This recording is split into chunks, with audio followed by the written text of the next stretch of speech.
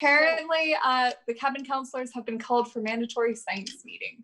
Oh, God. It's science time, guys. Great. Voluntarily. I'm ready for science. Why is Drew here? Why isn't Piper here? Well, I guess I would be a counselor. I can fill in for counselor. I've done a job I think I've done the best job at it so far. You want to count as counselor? Oh, heads up. I have to join on my computer and do some stuff to get my PowerPoint presentation pulled up. It's not pretty, and I have my notes separately. So you guys will see, and then I will explain my spiel as we go along, and I will answer questions. Please know that it is still in progress. I love you. All right. So I'm going to go ahead and just give you guys the slide real quick, because I cannot read my notes as I do this. So you guys can just look at how pretty my slide is. Look, what makes up a demigod? What is a soul print? How does rebirth affect it? How are children of Athena affected? Right here you'll see those books we've got, mentioning the part where they have ichor instead of blood and DNA, specifically at the gods. What's a soul print? Wait, no, go back. I'm confused. Wait, no, go back. What? What's a soul print? That's what I'm going to explain in this. Oh, okay. I wasn't gonna answer it on the one where I just showed you the questions. I was gonna give it. Okay. Continue. Sorry. I just do science. I don't teach classes. I'm sorry. I don't know what's going on. I literally. What demigods are made of? Learning what demigods are made of has literally cost an arm and a leg. Ichor, blood of the gods. Why do demigods look like their godly parents if they have no DNA? Unfortunately, I literally cannot read from my notes, so. How Leo fooling the fates relates to Soulprints. Bad boy Valdez scrambles his soul print for an easy re-entry. I can't wait to explain that I know more about Valdez than he knows about himself. How reincarnation affects soul prints. I was gonna add something fun here, but I didn't want to be disrespectful to the gym that was Bianca. So I'll clickbait that one later. Why mortals are sometimes born with clear sight. Rachel Elizabeth Dare was once a great hero. Love that for her. Children of Athena. Athena's child printer. I want you to know that I am in fact taking notes. I'm kind of honored. Thank you.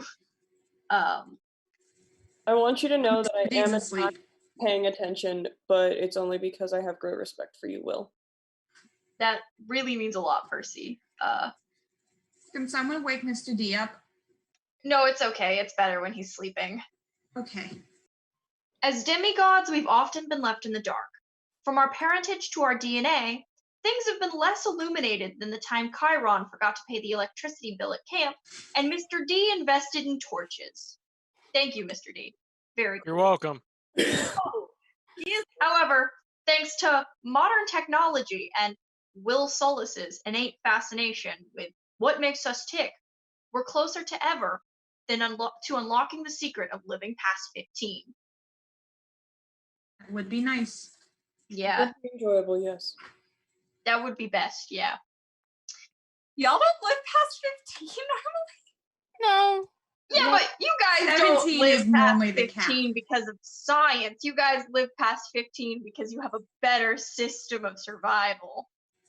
Like, Jason, the first great prophecy that I was involved in said reach 16 against all odds. It was weird for me to reach 16.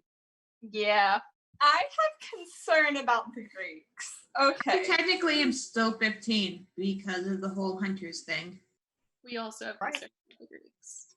Yeah. From the Aries kids' increased bone density to Apollo kids' randomized healing abilities, it seemed the only thing tying our special traits together is fate. So after dead end resulting in dead brother after dead brother, I decided to look at it from that very perspective. We've been told our entire lives that fate controls life as we know it. But my fascination with science meant I couldn't ignore the part of my brain screaming that there had to be more to it. Turns out the answer lies where the two intersect, a soul print. A soulprint is a demigod version of a strand of DNA, where the average human would have a full strand of DNA. An average demigod has half a strand of DNA. The other half is made of ichor. Ichor is the blood of gods. However, it holds no actual DNA of its own. So why do demigods sometimes look like their godly parents? That's where a soulprint comes in. Every string the Fates cuts has the potential for 3 rebirths. Therefore, I refer to this as the Soulprints cycle of 3. 3 has always been a very important number within many different pantheons and religions. The potential energy twisted within the strands of demigod DNA, creating what we are made of. I feel like I should be taking notes. Right? So That's then- why I was taking notes. I What is was the taking cycle of? notes. I feel We like I are missed we are something, though. approaching the end of my notes because I wrote Wait. all of these at like 5 a.m. yesterday. But I have so much of this information living in my head. I will be able to answer I feel so like I many missed questions. something. I feel like I missed something. What is the cycle of 3? Oh, so imagine it like this. A string is cut by the Fates, but you only use part of that string for your first life. So every string cut by the Fates has the potential energy of being a 3 cycle. Like why we send 3 demigods on a quest. 3 is a So very like, why you gotta important be number. reborn 3 times and get into Elysium all 3 flames to get into, like, you have to do 3 lives of getting into Elysium to get into the what's it called? House of the Blessed. House of Bless. Thank you. That's the one. Yep. Yeah, exactly. And that's why every string has that 3 life potential. So the core and base of what your soul print is doesn't change based on your godly parent or even your earthly parent. The only thing that changes there is the unaffected human half of that DNA. Your soul print inherently stays the same, though it will shift and change and doesn't inherently affect how you look. So then we ask ourselves, why do demigods look like their godly parents? I mean, look at Percy, a strikingly handsome young man, much like his father. You're welcome. Thanks I for really having wanted me to include sing, that part Jason. specifically. And look at Jason, again, a strikingly handsome young man just like his father. And look at Nico, the hottest person I have ever met. Not like his father, unrelated. So you have to look at it from the point of the mist is almost building a DNA sequence within this ichor mix. So the mist is based on what we can believe. And to take it back a couple steps before I get us into the mixes of the pantheons and different mythologies and where our sciences connect, I will take it back to clear-sighted mortals. I wish we had Rachel here, because this is actually all about Rachel. Valdez. But Rachel's human. Right. Exactly. Rachel's human. But Right. Rachel, Rachel's like 100% human though. yeah, Rachel's 100% human, but she's a clear-sighted mortal. Okay. What does that have to do with this? Past life, she was a great Greek hero, and that's why she was born with the innate ability to see through the Greek mist. So are you saying, Can she see through the Roman? does that also go Nope. for Sally then? Exactly. Sally Jackson, Perseus Michael Jackson's mother, was a great Greek demigod in her former life. Yeah. I can Now, see that. she's just great. She's amazing. She's She is amazing. fantastic. Can we just take a moment to appreciate Sally Jackson? So, Sally Jackson, a great Greek hero in her former life, and Rachel, a great Greek hero in her former life, were born with the innate ability to see through the Greek mist. But if you've noticed, it's not like they're watching Egyptian gods run around. But some people are. And those are people who in their past lives were deeply enmeshed within Egyptian mythology. Or people born with the ability to see all of the Roman gods. Those are people who were great Roman heroes. Though Roman is just a twist of many Greek tales, it is different, and that's different because of the mist and the demigod DNA sequencing and the way we're made. We are made in a mix of belief and science. Yes. Jason's mother. Yeah. Who? Say again? Our mom, Beryl Grace, actress. Well, I guess she would see. Well, because she Could saw she both see through the Jupiter mist? and Zeus. Because she don't- saw both Jupiter and Zeus. So like, I don't know if she saw through the mist. I think she sensed what she wanted to sense. no, she knew. Was that- She knew that Jupiter and Zeus were Jupiter and Zeus, though. Did he tell her? I don't have enough memories of this. I when- fear I when don't know met her enough about she was your mom's very well soul. aware that she was dating a god twice, and was very Thank you, full of Percy. herself about it. Maybe this was her third life.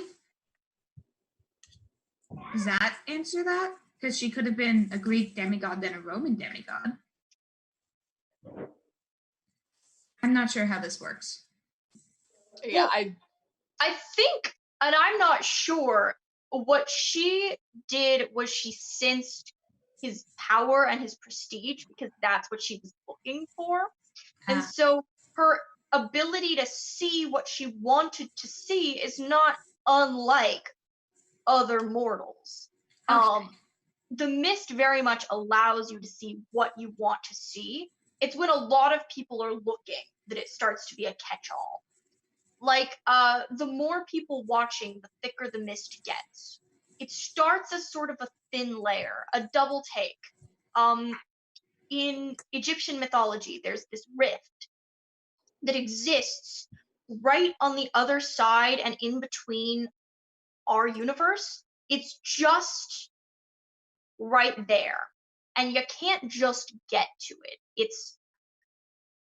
It's much like our mist, but also completely different. And I think about it like the mist will cover Percy fighting a dragon ever so slightly. For a 10-year-old watching, he's probably dragging a dog along the street. For 1,000 people watching, it's like he's not even there. The mist damage controls what it needs to. And the more people watching, the more damage control it needs to. That's why when Percy fought Ares, it was such a big thing. Thank you. Thank you for asking about the child printer. I completely forgot. So that actually works in with the mist. So there is no human half to the strain of demigod DNA in the same way that there would be a human half to a child of Apollo. Because we are literally born of flesh and blood, and they are brain children, which means the child printer is how we've affectionately coined it within the infirmary. Thank you, Kayla. Austin was the one who in my infirmary was like, rebirth, check it out, Will. And I was like, gotcha. But Kayla was like, child printer. And I was like, I love my family so much.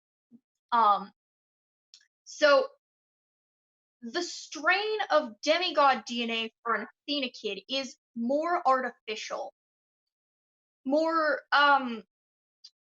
godly, and the human strain side of it is literally formed from thought, which means while it can match your father's, or is Annabeth in here? Yep. Yep. Annabeth. Yeah. While it could match your father's, which is why you share facial features and why you're related to your cousin, you're not, a part of your DNA will always be more godly than, say, mine. It's just how you're built. It's the very belief of the thing. And the reason why we look like our demigod parents, or why we look like our godly parents, did Will just call Annabeth Kayla? Did I call Annabeth Kayla? I thought I was talking about, Kayla. my sister Kayla came up with the demigod, the child printer thing. What's up?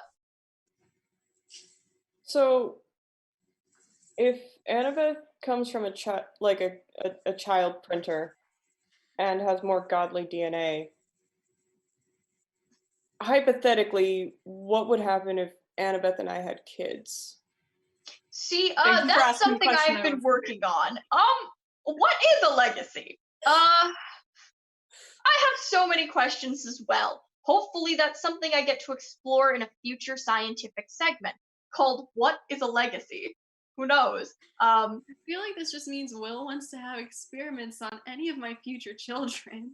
No. It would have to be you because you don't have any Roman siblings.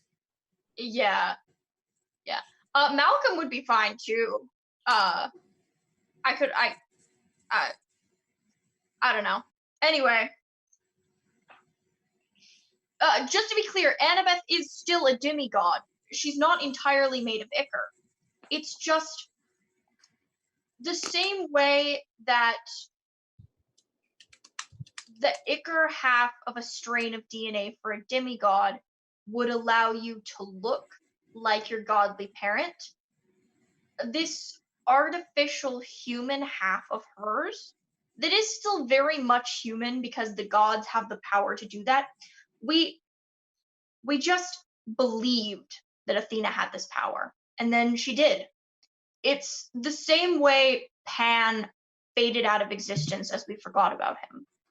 It's the same way the gods become more powerful or diminish in power as we worship them or forget about them or move on. Science mixes with the power that we give these gods. It works hand in hand is fascinating. I mean, the world itself is fascinating, and watching it intertwine science and mythology is just, I mean, it's the answers, you know? I Yes. have a really weird specific question. Please. What does this mean for like Tully's tree DNA? Like, does Tully's tree's DNA look different than regular pine trees? Actually, Thalia's tree shares the same soul print she had. Well, When you were a tree, your soul print remained the same, because dryads and creatures like that have soul prints that are different, because the fates create everything living. So this was a conversation I had earlier. You weren't there for this. Bringing you up. Someone brought up I might have been a dryad at some point, but if you're saying that my tree was still me, then my tree was a demigod. You are still you. You never stopped being. My tree was being. a demigod. The tree was a demigod. Yes. You were not a dryad. Your tree was a demigod. Your tree was you. At its core, the tree never stopped being you, which is why we could bring you back. Because when the golden fleece went on top of the tree and it started to heal you, when the golden fleece went over the tree and started to heal, it was putting back together that very frayed and fractured demigod DNA strand living within the coating of the tree. When you became you again, it's because that coating had been extracted from the tree. Go back, it's just a tree now, right? I think. Right. That coating tree. that was you is no longer part of it. It's just it's you're you now, and the tree is the tree. But for a while there was a mesh. I am not a conspiracy theorist. I did a lot of research. I suppose conspiracy theorists do a lot of research too. Wait, Awesomeness27 pointed out that Norse and Egyptians don't believe in rebirth. How would that affect your theory? Or is your theory specifically for Greek and Roman? Since Norse and Egyptian don't believe in rebirth, does your theory only apply to Greek and Roman? I suppose it must, but I don't know. I'd have to do more research on that. Go find some Norse and Egyptian people and study them. I would like to question some Norse and Egyptian people as well. We kidnap my cousin. Please, we kidnap Magnus and we kidnap Carter. Yeah. That's a very interesting point, because I suppose if someone was reborn or born with the ability to see through a different mist, then they would have had to have crossed to. That's so interesting. I'm gonna have to go back and do more research on that. Do people who worship Greek gods but are normal mortals affect the way they see through the mist because they believe in it? Absolutely. If you guys will remember, Perseus Michael Jackson's stepfather, Paul Blofeld, learned to see through the mist, or at least as well as he could, with his non-clear-sighted mortal eyes. Part of that is the mist, again, loses effect when you are surrounded by people who can see through it, or who are telling you that you're not crazy, because you will catch flashes here and there, but you can learn to see through the mist. Yeah, canonically speaking, many people have learned to see through the mist, but if you are a clear-sighted mortal, you are born. That magic that you see is your first language. Something happened. I suppose for Norse and Egyptian, something must have happened maybe as a child, since I know Egyptian culture is big on like language and children's stuff. The combination there could form sort of a window almost. So when, I'm sorry, Nico, but when Bianca chose rebirth, her new self would see through the mist? So when you choose rebirth, should you be a great Greek hero,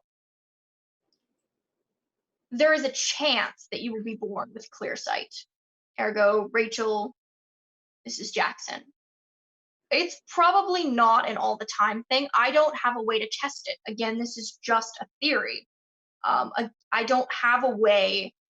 I would rather not do something very heroic and then die just to test this, because I wouldn't be able to properly carry this through with a scientific. There's no way for me to properly prove this at this time.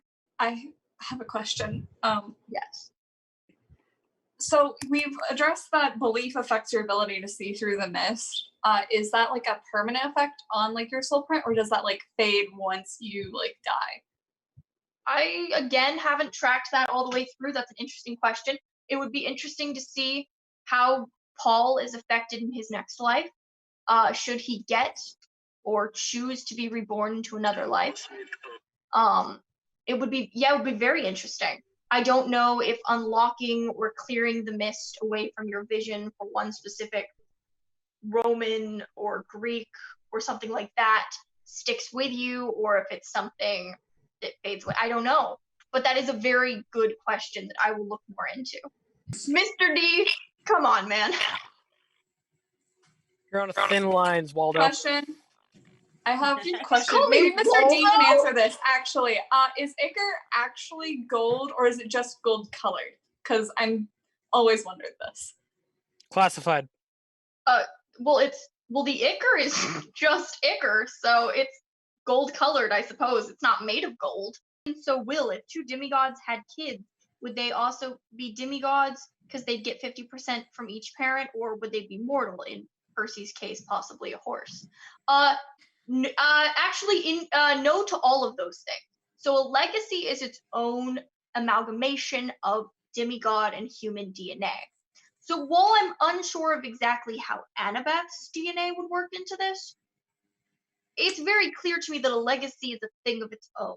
And as legacies meet mortals and have more kids, the special markers that stand for a legacy do tend to fade out generation after generation after generation. But look at Frank Jean.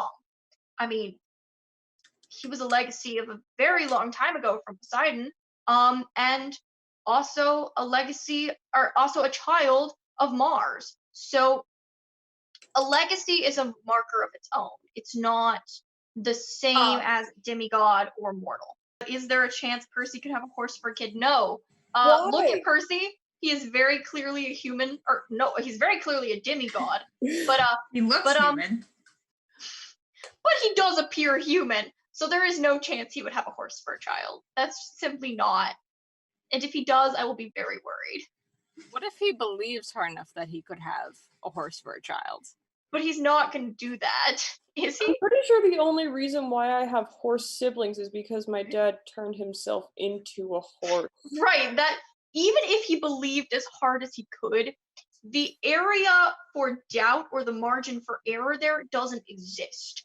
There's no horse DNA in Percy Jackson. Thank the gods. Will, where do you get your ability to glow from? My father. There's a more I have complicated. a question about part that of the ichor? actually. So like, is there a part of our like soul print that houses like our demigod abilities? Yes, absolutely. But that part is specifically attached to the portion of string. It's not made of the fibers that make up the entirety of the string. That part is attached on with what you're going to look like, what you're going to sound like, the DNA actuality portion of the soul print or string. So yeah, there's a strain that says I'm going to glow. There's a strain that says Perseus Jackson is going to control the entire ocean. There's a strain that says Jason can fly. There's a strain that says Annabeth is going to be ridiculously smart in comparison to the rest of us. But those strains don't necessarily carry because they are not the core part of the string. They are just extras that make us up and make us different life by life, because it would be boring if we all the time came back as the same person. So, I mean, is there no chance that I could have a kid that can control water, or could they control water? Well, keep in mind, again, that's going to be part of the DNA sequence that you pass on to your child, because that is part of the Poseidon-Sally combo. So, wish I'd made a chart of this, or like a drawing or like a picture. So the string, We need a picture. so when you make a string, there's different fibers. You're going to have what is the base string, or like a line that goes through it when you twist it. And that's that very base part of the string is your soul print. And that never changes. That's going to run through all three potential lives. However, there are strains made up by belief, by your mortal DNA, stuff like that combines to make why you can control water and why Frank can turn into different animals. Because that was passed down. Mr. Solace, when is going to be the test? No test, you guys are good. You surprised everyone listened to me for so long. Oh.